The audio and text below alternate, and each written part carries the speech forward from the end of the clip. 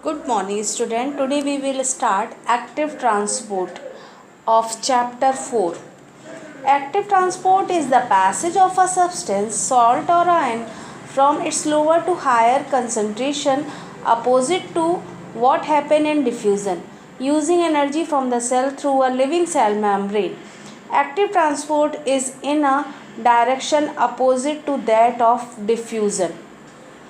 So, I am repeating, active transport is a passage of salt or ion from its lower to higher concentration by utilizing the energy from the cell through a living membrane. Ion of potassium, sulfate, nitrates, etc. cannot pass through the cell membrane of the root cell easily since their concentration is higher inside the root cell in order to absorb water by endosmosis. In order to obtain these ions, they have to be forcibly carried inside the cell from their lower concentration towards their higher concentration, which will be require energy. The energy will be supplied by breaking adenosine triphosphate means ATP molecule to release adenosine diphosphate means ADP and energy by the cell.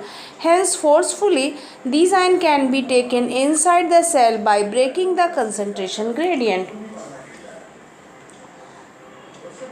Certain nutrients such as iron of nitrate, sulfate, potassium, zinc, manganese, etc. cannot pass through the cell membrane of the root cell easily.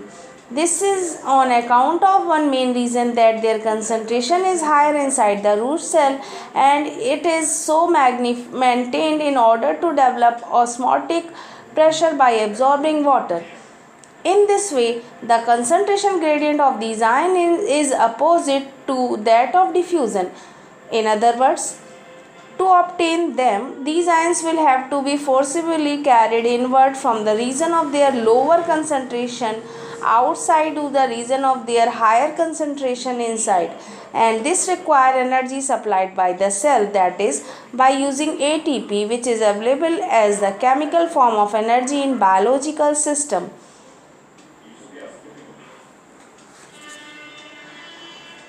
सो ऐसा transport जिसमें energy required होती है उसे हम active transport कहते हैं. So what is the mechanism of water movement? Renner scientists Renner scientists describe two ways of water absorption: active water absorption and passive water absorption. So what is active water absorption? The absorption of water by the direct involvement of root with metabolic energy ATP consumption is called active water absorption. It obeys simplistic pathway of water movement. Water absorption from soil and its inward movement occur due to osmosis. Root hair cell has a water potential -3 to -8 bar, that is hypertonic. As a result of water of the soil passes into the root hair cell osmotically, living cells are active in this process, so they consume metabolic energy.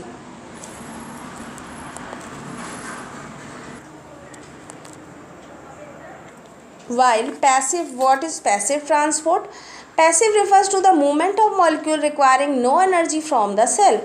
There is a free movement of molecule from their higher concentration to the lower concentration as in the case of diffusion.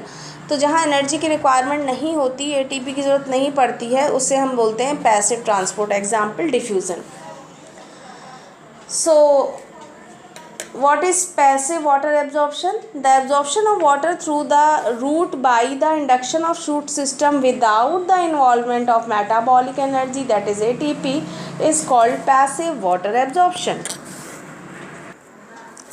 Now I am explaining turgidity, plasmolysis and flaccidity.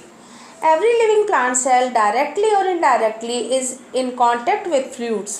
The root hairs in particular are surrounded by soil water. All such cells are subjected to osmosis and the water continues to enter as long as the cell sap is more concentrated than the surrounding liquid. When a cell reaches a state when it cannot accommodate any more water, that is, it is fully distended, it is called turgid, and the condition is called turgidity.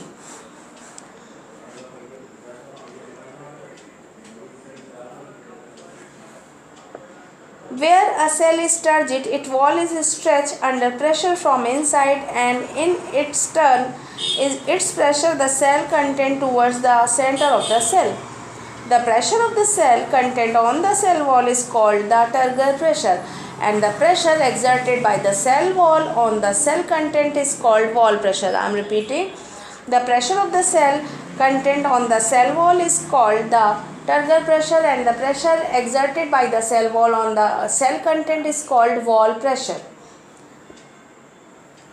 If at any time the cell wall is unable to bear this pressure, it ruptures and the cell content bursts out. This is exactly what happens when fruits and vegetables sometimes burst.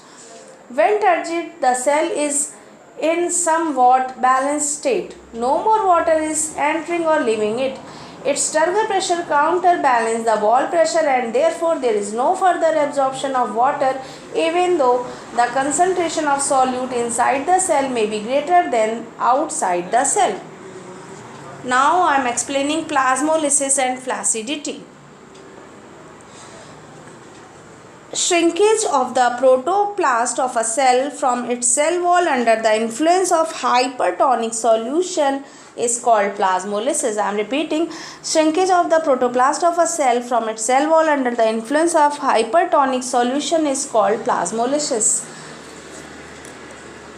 When a living cell such as the cell of a leaf of an aquatic plant is placed in fresh water, it remains in a fully distant condition.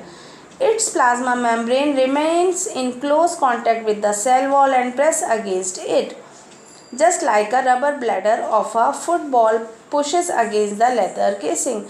If this plant is now kept in 5% salt solution for a few minutes, it will lose its distant appearance, the cytoplasm will shrink, and the plasma membrane will withdraw from the cell wall.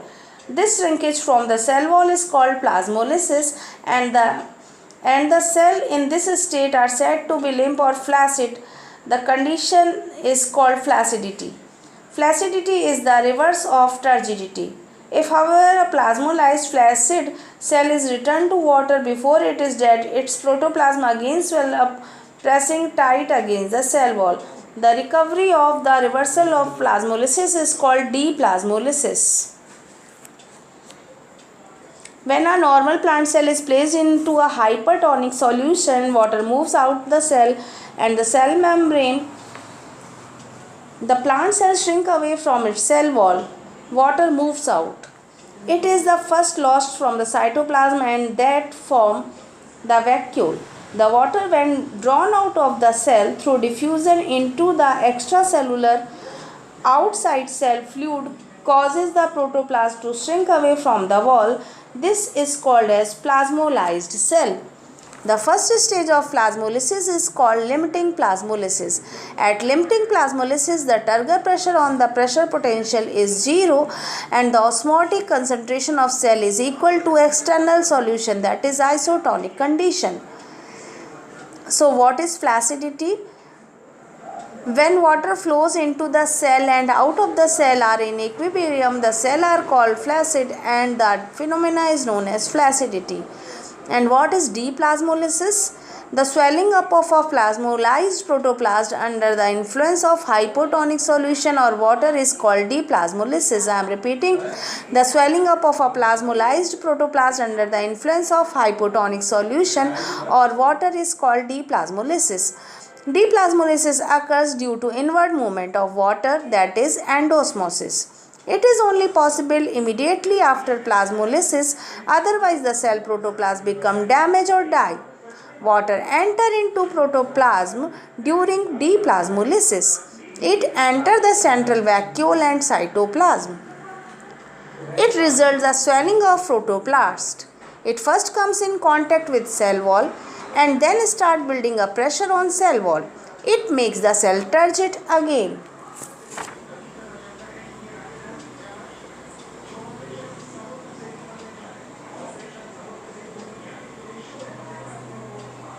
You can easily understand the plasmolysis is the result of outflow of water from the cell and deplasmolysis is the result of its re-entry.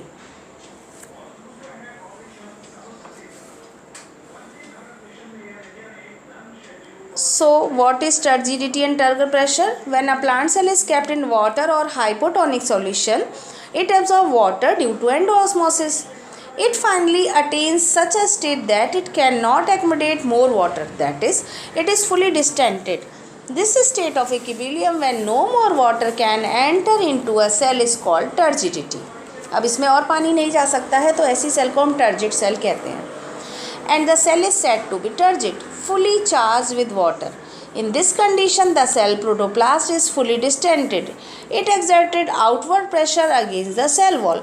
The pressure exerted by cell protoplast against the cell wall is turgid condition is called turgor pressure. An equal pressure is exerted by the elastic cell wall against the cell content. An inward pressure exerted by the cell wall against the cell protoplast under fully turgid condition is called wall pressure. Turgor pressure and wall pressure normally counterbalance each other and a state of equilibrium is maintained. तो अंदर से जो protoplasm wall पे pressure लगाता है बाहर की तरफ वो तो होता है टर्गर प्रेशर, और बदले में वॉल जो अंदर की तरफ अपोजिट में प्रेशर लगाती है सेल के अंदर प्रोटोप्लाज्म के ऊपर, उसे हम बोलते हैं wall pressure. In case the turgor pressure exceed the wall pressure, it causes the rupturing of cell wall and the cell burst. A condition opposite to turgid in which a cell is not fully charged with water and the cell content is shrunken is called flaccidity and the cell is said to be flaccid. तो turgid का opposite होता है flaccid. Now I am talking about the significance of turgidity. Turgidity is useful in maintaining the structural integrity of cell and their physiological efficiency. It plays role in number 1, movement of water from cell to cell. The water moves from cell to cell, especially in the root cell because of turgidity. Water always moves from a more turgid cell to less turgid cell, that is flaccid cell. The direction in which water will flow from one part of the plant to another or even from one cell to another cell depends on the turgor pressure or water potential in the two regions.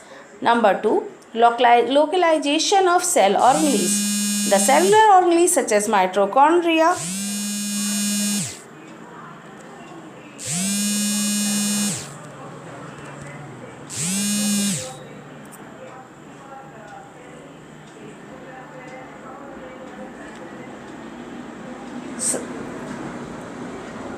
the cellular organelles such as mitochondria, microbodies, etc. require a special arrangement for this proper functioning. Turgidity maintains the same.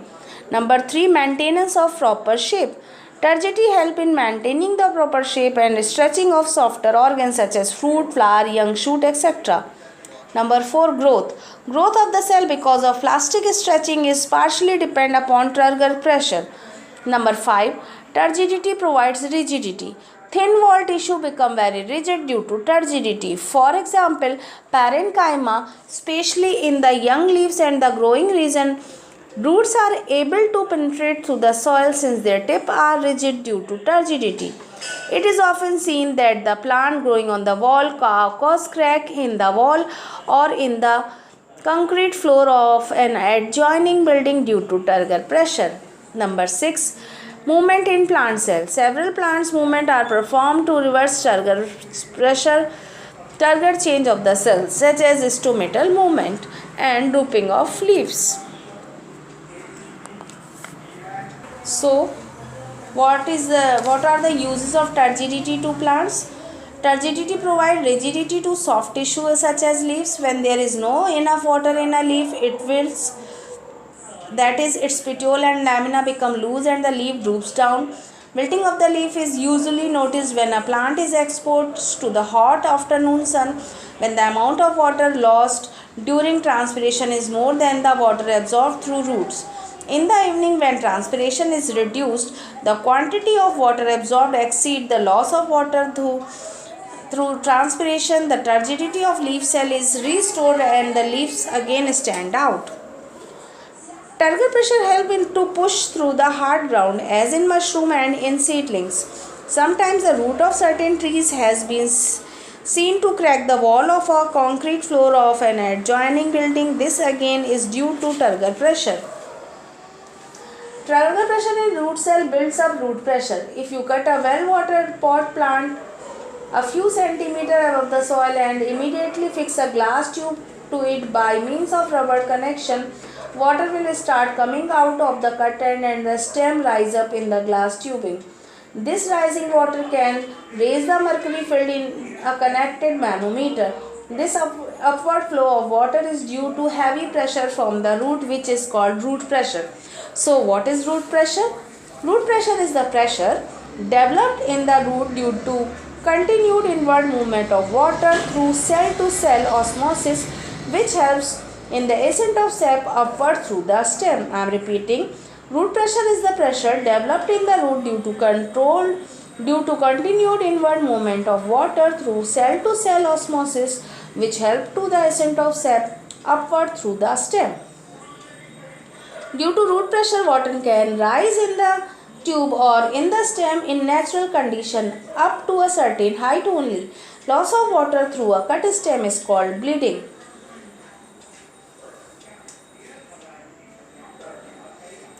So, I will explain turgor in opening and closing of stomata in next class.